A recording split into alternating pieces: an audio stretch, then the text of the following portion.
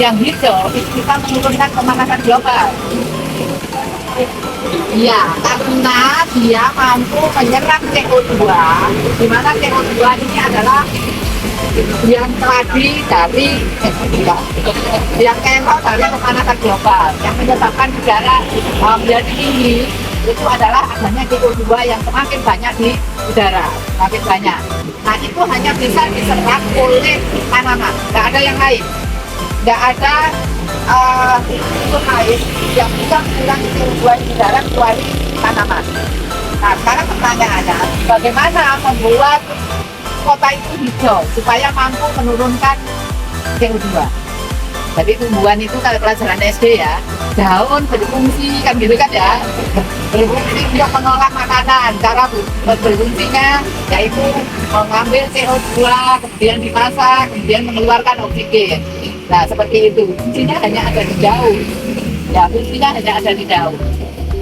Sekarang pertanyaan saya, kemarin Mbak Tasya tanya saya, Bu, bagaimana kaitannya dengan pengelolaan green pertama?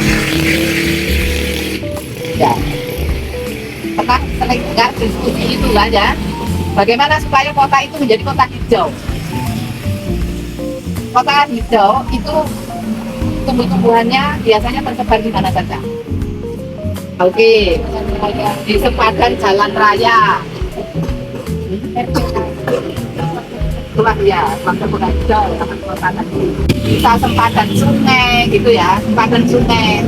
Nah, saya tadi sengaja ngajak kalian di sini itu mau menunjukkan kantor Bakor Wil, tahu ya? Kantor Bakor Wil yang di sana itu kantor gubernur. Oh iya, ya kan. Ini dulu tidak berupa ruang terbuka hijau seperti ini. Dulu itu berupa sungai kecil yang di pojok sana, yang di pojok persis di jalan Jakarta yang pojok sana. Jadi banyak titik-titik tertentu Kota Malang itu yang merupakan jalan Belanda. Jadi di jalan itu sampai nanti ke Keponagung itu ada jalan tol, ada jalan tol. Nah, sekarang jalan tol itu sudah tidak termanfaatkan, sehingga sebagian itu digunakan. Jadi kalau di jalan Jakarta itu ada tembus ke jalan Cirebon, kemudian ada tembus ke Sungai Batam. Itu artinya termasuk dari UM ini, kalau lewat gorong-gorong bawah itu kita bisa tembus ke Tumapel apa gitu ya. Kalau jalan supaya nggak kepanasan bisa lewat jalan bawah itu sampai ke Tumapel.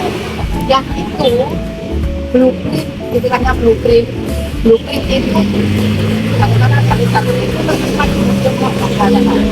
Artinya kalau kita membangun di area sejalur blueprint itu tadi supaya tidak banjir, itu dia ada aluran drainase ininya dimasukkan ke gorong-gorong besar tadi supaya tidak terjadi banjir. Cuma sering yang terjadi kalau ada gorong-gorong seperti ini kemudian masuk ke seperti ini kebagian ini ada tanaman, tetapi tidak banyak. Kemudian pemerintah Kota Malang mengambil alih fungsi dari sungai kecil tadi berubah menjadi ya tidak boleh lah bukan kota karena tanamannya rapat. Ya, kemarin kita bicara antara tegaan dan rumput adalah tadi untuk menghijaukan kota supaya tanamannya menjadi banyak. Kalau alih fungsinya seperti itu masih bisa dimaafkan lah ya.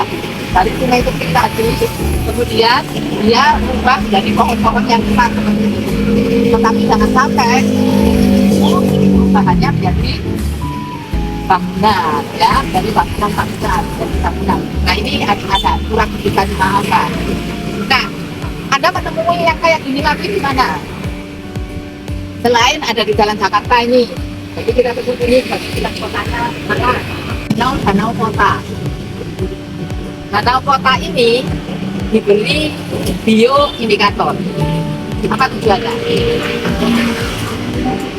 Danau Kota diberi bioindikator. Tujuannya apa?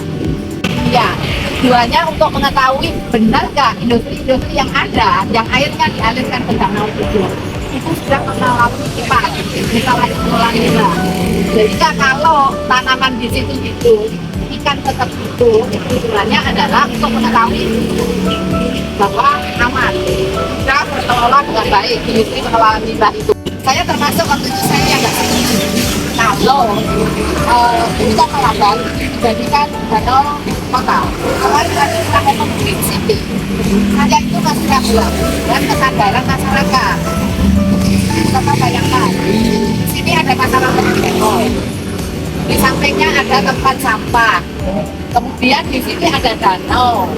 Kalau orang-orang itu nggak peduli dengan baik, coba Anda bayangkan kalau sampah-sampah ini terbang ke danau itu, gitu ya. Nah, terus danau ini jadi welek kayak gitu kan ya. Kita maunya lihatnya kan danau itu cantik gitu ya. Tapi kalau sudah kena sampah-sampah seperti itu, saya nggak yakin itu bisa pergi. Juga bisa kita gunakan itu yang besar-besar itu saya membuat yang namanya biomol. Biomol itu untuk mempercepat pembusukan sampah. Jadi sampah yang ada di sini, jadi kalau nyapu-nyapu di sini nanti dikumpulkan di sebelah, nanti digiling pakai mesin ini, digiling pakai mesin ini. Kampus, nah itu cara mengolahnya seperti ini. Saya biasanya kalau ada daun-daun di mana-mana, itu kita kumpulkan seperti ini. Nanti kalau anu digiling, digiling dan membuat seperti ini.